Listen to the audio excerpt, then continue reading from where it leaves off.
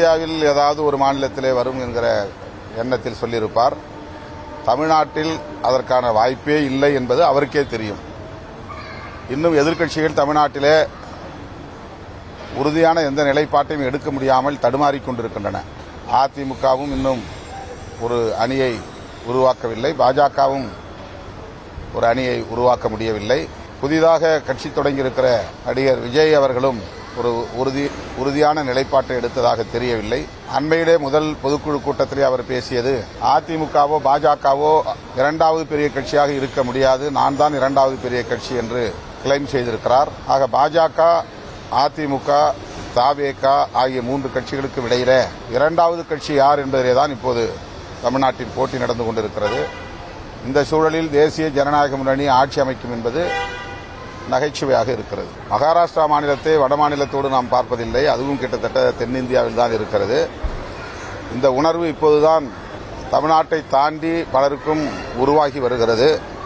இந்தி திணிப்பை அவர்கள் ஒரு எதிரான நடவடிக்கையாக பார்க்காமலேயே இருந்து விட்டார்கள். அதனால் வட இந்திய மாநிலங்களில் பூர்வீக குடிமக்கள் பேசிய பல மொழிகள் அழிந்து போயிருக்கின்றன. அந்த மாநிலங்களிலே கூட ராஜஸ்தான், மத்திய பிரதேஷ், உத்தரப்பிரதேஷ் போன்ற மாநிலங்களில் கூட தங்களின் தாய்மொழி இந்தியால் அழிக்கப்பட்டு விட்டது என்று சட்டமன்றத்திலேயே பேசக்கூடிய அளவுக்கு இப்போது மாற்றம் நிகழ்ந்திருக்கிறது. இதற்கெல்லாம் தமிழ்நாடு தான் ஒரு முன்னோடி மாநிலமாக இருக்கிறது என்பதை இப்போது அந்தந்த மாநிலங்களில் உள்ள மக்கள் புரிய தொடங்கியிருக்கிறார்கள்.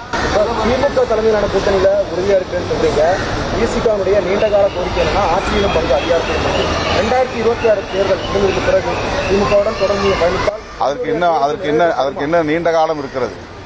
9 மாத காலம் தான் இருக்குது. 9 மாத காலம் தான் இருக்கு தேர்தலுக்கு 9 மாத காலம் இருக்கு. தமிழ்நாட்டுக்குள்ள ஒரு கூட்டணி ஆட்சி முறை அமைவதற்கு காலம் கனியும். அது இன்னும் அதுக்கான சூழல் அமையல. திராவிட கட்சிகளில் குறிப்பாக திமுக, அதிமுக ஆகிய 2 கட்சிகளில் ஒரு கட்சி இன்னும் பலவீனப்படுகிற போதுதான் இந்த கோரிக்கை வலுவாக மாறும். தலைமைங்கிறது ரொம்ப முக்கியமான ஒரு விஷயம்தான். ஆனால் பொருந்தா கூட்டணி அது. பிஜேபியும் அதிமுகவும் அரசியலுக்காக வலிந்து உருவாக்கப்படுகிற கூட்டணியை தவிர கொள்கை அடிப்படையில் பொருந்தா கூட்டணி. அதனால் அவர்களால் தொடர்ந்து பயணிக்க முடியவில்லை. திமுக கூட்டணியில கட்சிகளுக்கு இடையிலான நடவடிக்கைகளில் முரண்பாடுகள் இருக்கலாம், அவ்வப்போது கருத்து உரசல்கள் இருக்கலாம். ஆனால் அடிப்படையான கொள்கைகளில் அனைவருக்கும் ஒருமித்த பார்வை இருக்கிறது, ஒரே நேர்கோட்டில் இருக்கிறோம். ஆகவே இந்த கூட்டணியில் ஒரு வலு இருப்பதை, உறுதிப்பாடு இருப்பதை நம்மால் காண முடிகிறது.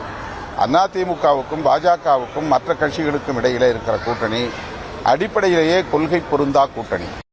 Satyabama Institute of Science and Technology, Chennai and Sri Perumbudur.